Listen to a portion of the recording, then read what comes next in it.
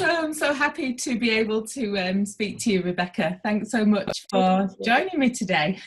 Thanks, Wendy. I'm really excited to talk to you about, what we've been up to. Yeah, exactly. So remind me, when did you join the Practice Accelerator? I think it was it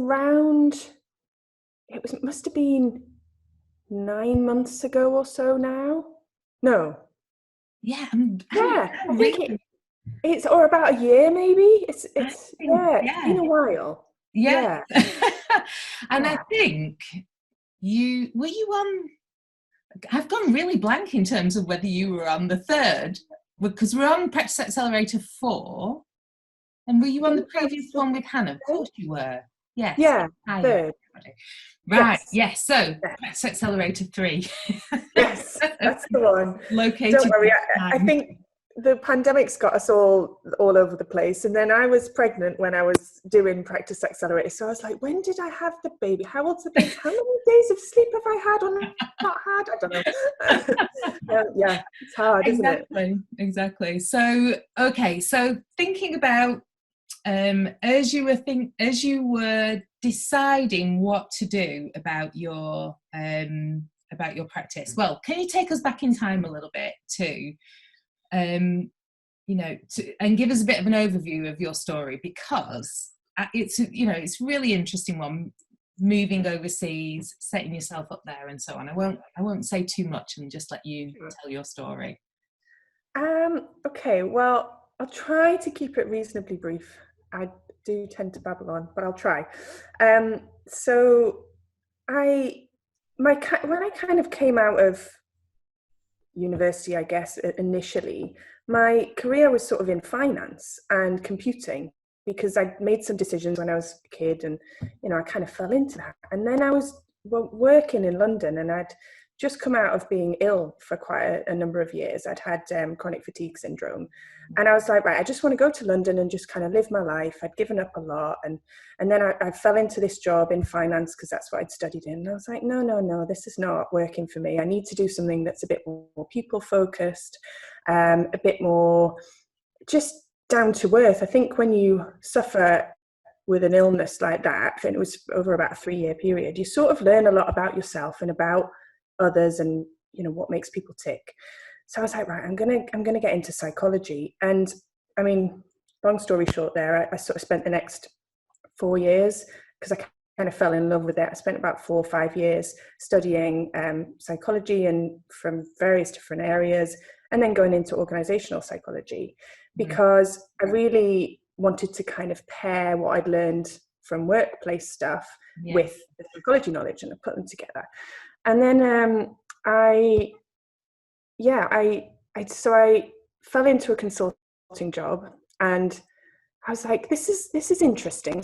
It's giving me a chance to travel a little bit, but I just didn't really feel like I was able to meet the needs of the people that mattered to me, which were the people on the ground. I kind of felt like I was going into companies, and the brief was, we're going to make these people's lives better. We're going to engage them, motivate them, help them have happier lives at work.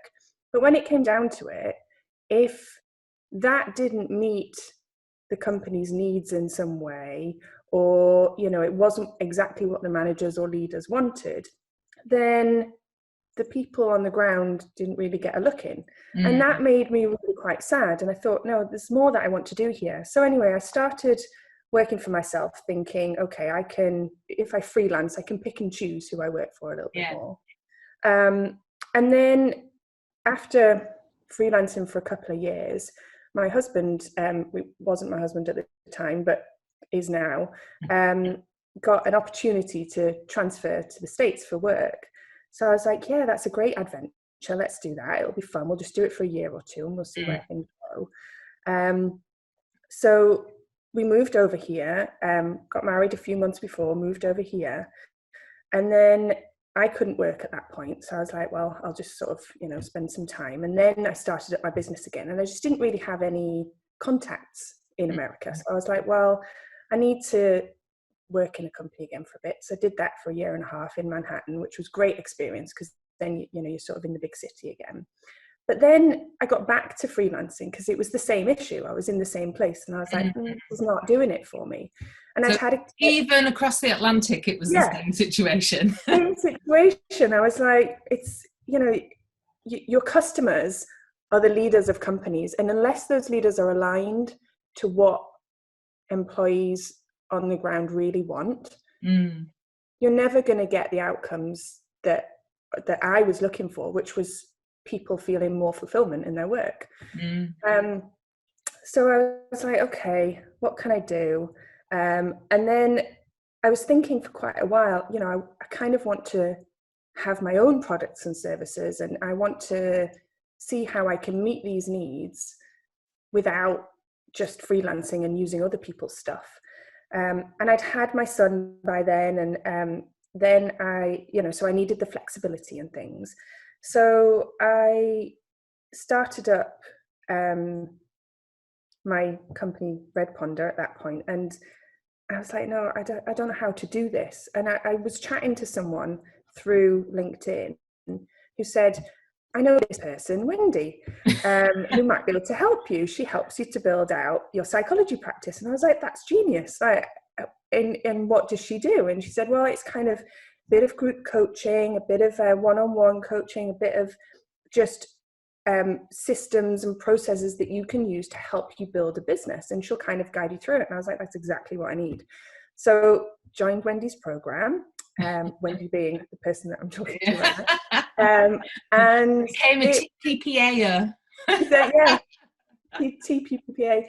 And it was just wonderful because not only did I get all of that from Wendy, I met some wonderful people who I was working with at the same time who were on similar journeys to me.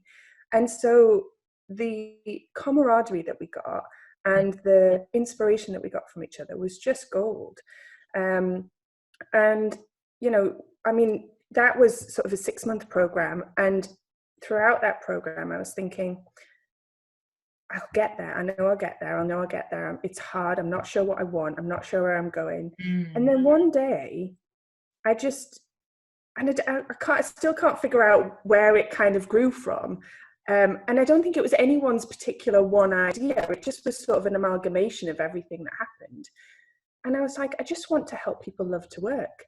And everyone was just like, that's it. That's the tagline. That's what you need to build. And I was like, oh yeah, that's it.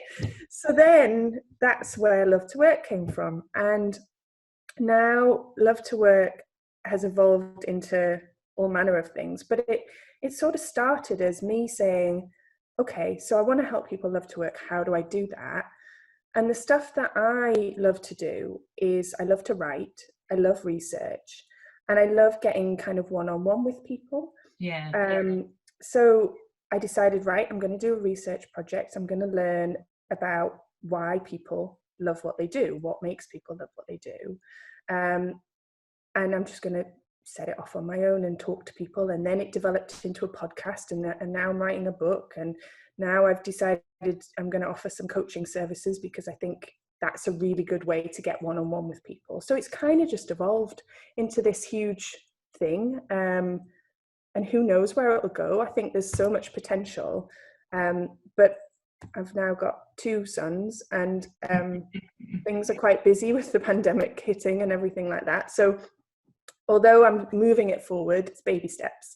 But it's exciting. Yeah. So that wasn't very short at all. But but I love the flow of it. And the other thing that you've reminded me of again is how flipping rigorous you are with your work. So even though you were describing it as this kind of natural evolution and this flow and maybe this kind of moment of inspiration, the other thing is that you really tie that up with like doing the work, meaning I remember us having long discussions. So when you talk about research, then we started talking about grounded analysis and grounded theory, and then you went off and you started learning about grounded analysis and grounded theory, and so and why that would be perhaps a good approach for underpinning the book. And you did all your research with regards to employee engagement and really kind of figuring out what works in employee engagement and where you see gaps for it. So for me, this is what the essence of a really good psychology practice is about, which is that willingness to kind of have the fundamental underpinnings and to have your feet in the evidence and your feet in, you know, methodology and not just say just, but, you know, plucked out of the air somehow. No.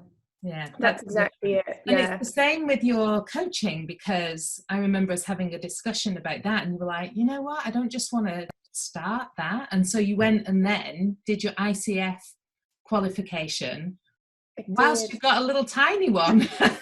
So I've always been kind of blown away at your commitment to that kind of rigor. Yeah, I think the rigor is really important to me, and I think that has come through for me through just being in the psychology world. There is a lot of rigor out there from people who work in psychology. And I think the thing that's concerning, particularly in the field that we're in, which is more in the organizational psychology field and in coaching, there's a lot less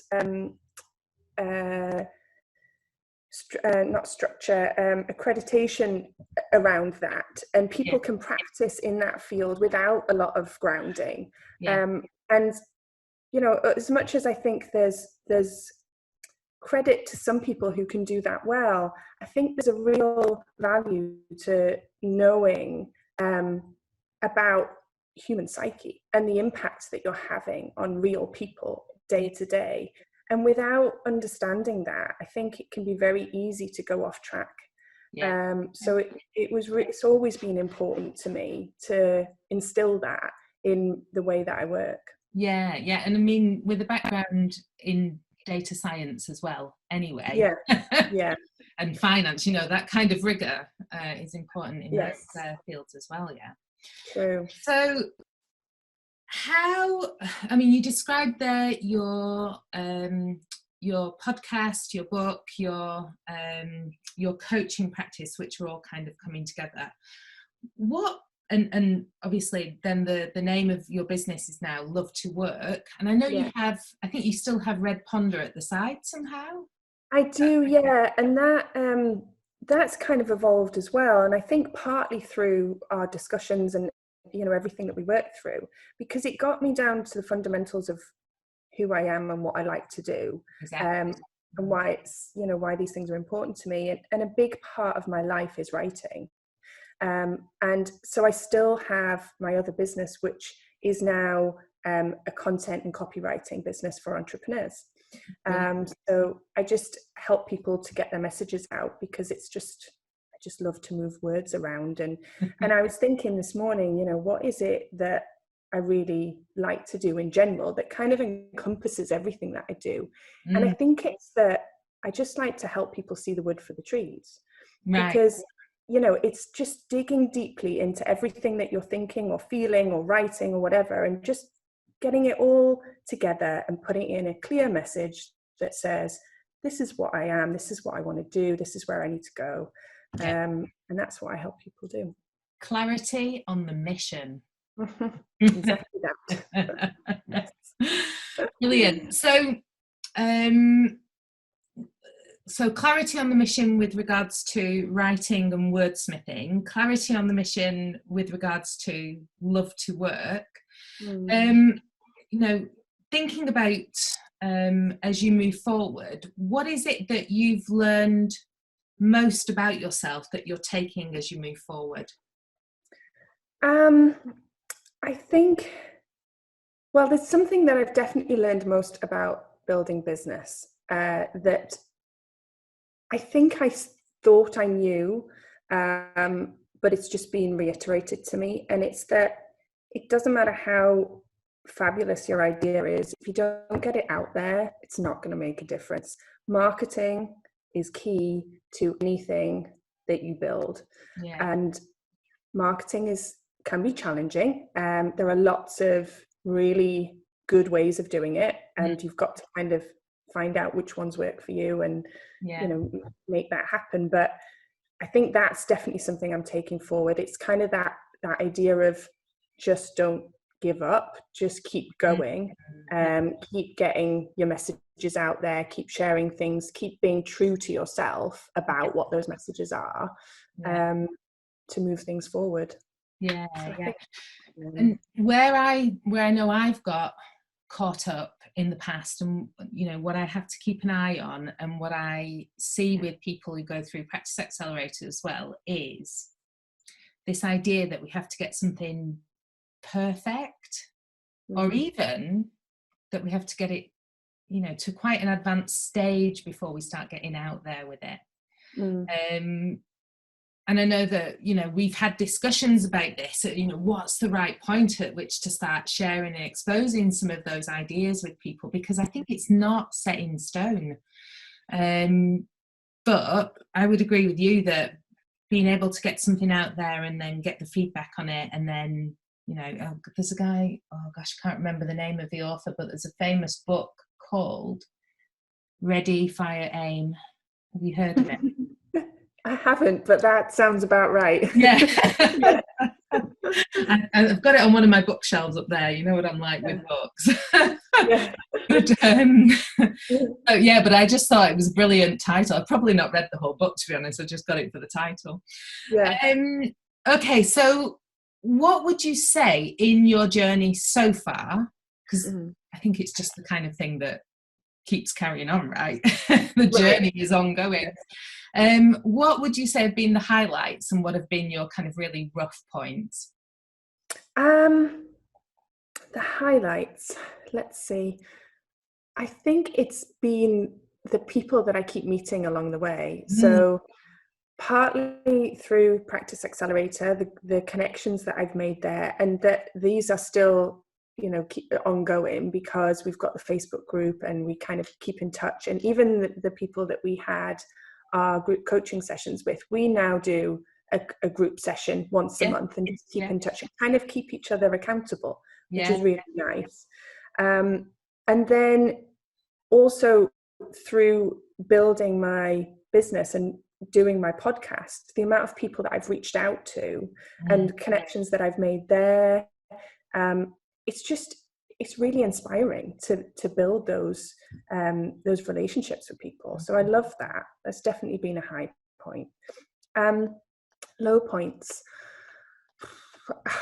I guess it's just sometimes it feels like a lot of work. There are definitely days where you wake up and you think, I've just got nowhere. You know, I'm not getting anywhere. And you really have to remind yourself to look back and see how far you've come. And yes, you might have a long way that you want to go, but you've got to kind of appreciate that journey and appreciate kind of where you are at that point in time, and be okay with that.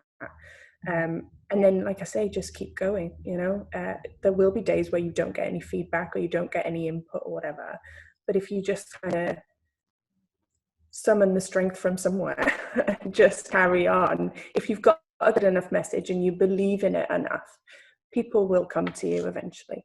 Yeah, I think one of the times I've been most inspired by you is when the pandemic kicked off, and you had this really beautiful idea about connecting with people who were, you know, when we think about this idea of love to work, and it was really important to you to give a voice to people who were doing real kind of frontline jobs, or who were carrying on for whatever reason with going into their work and kind of finding new meaning in that. And I think that was a really important voice to give to people at that point.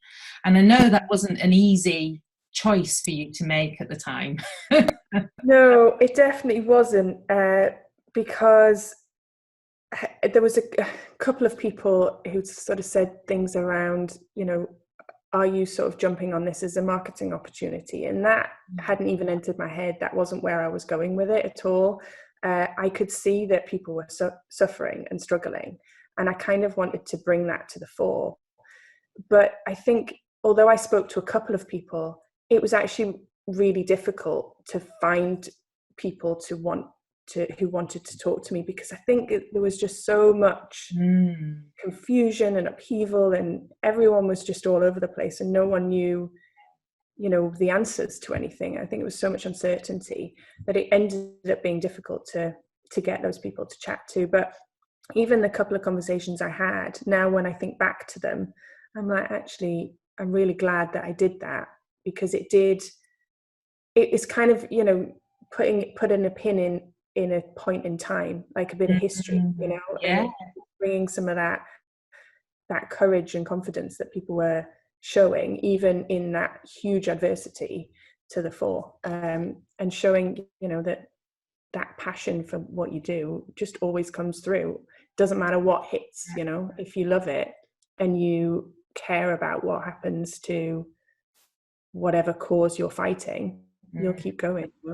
So I think there, and your point about people being in that threat situation probably does, make people shut down a bit and withdraw.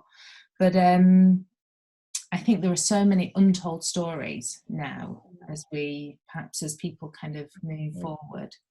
There'll probably be a lot more people, and it's, as you said, it's great that you had the kind of hot stories at the time.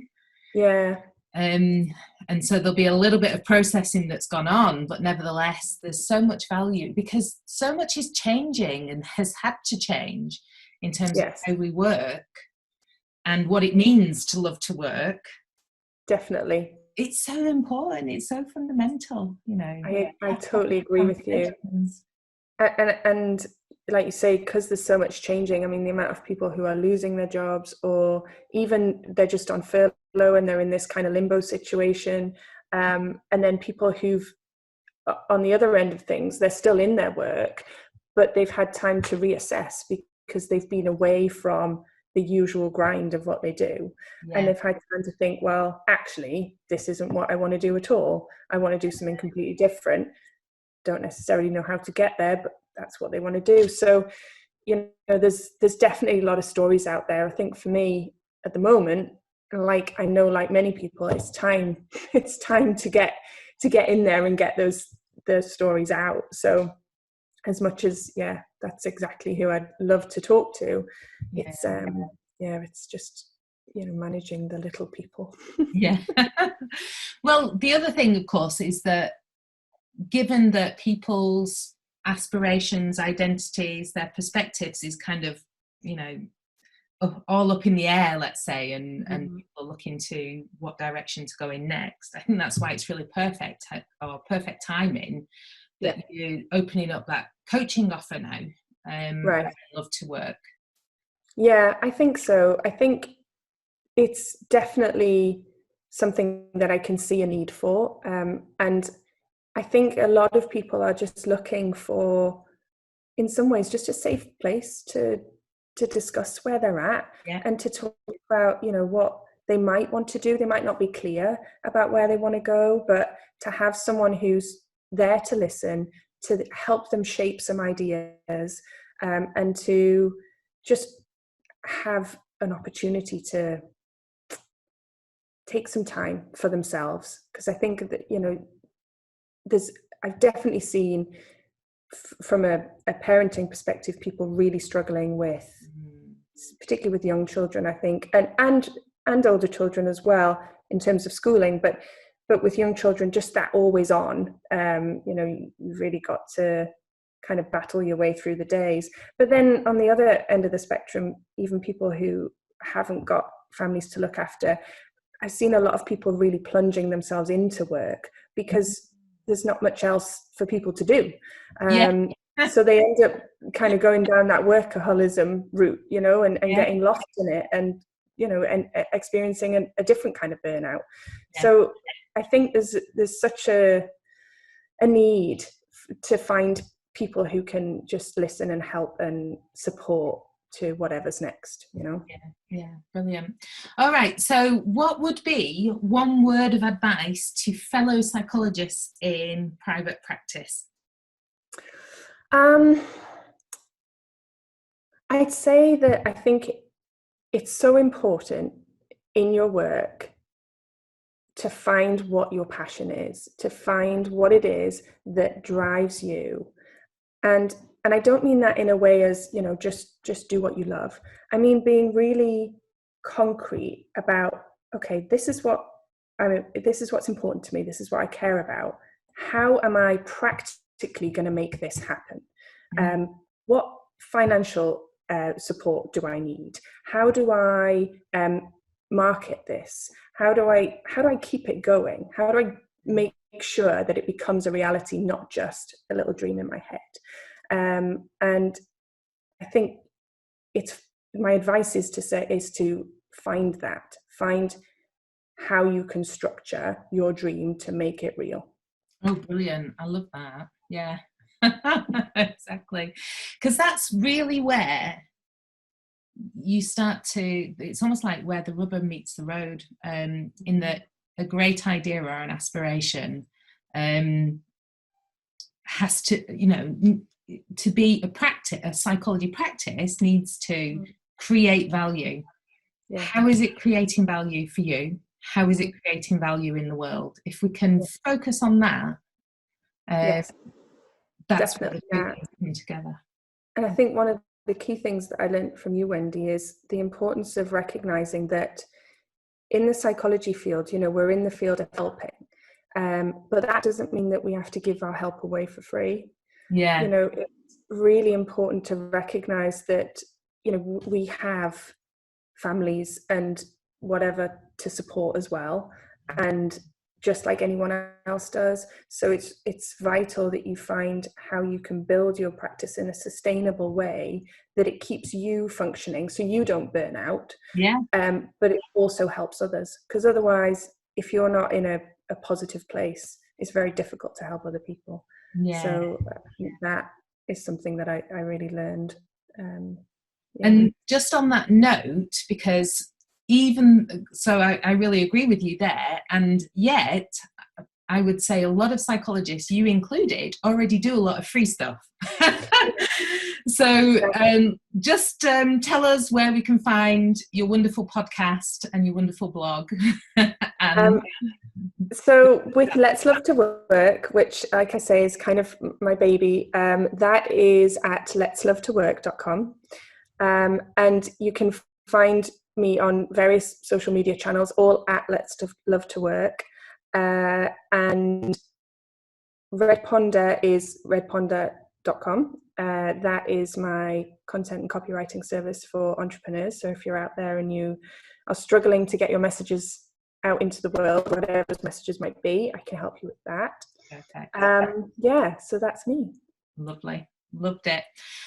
Thanks very much, Rebecca. And I will see you in the group, dear. Yeah. Okay. Okay. Thank you.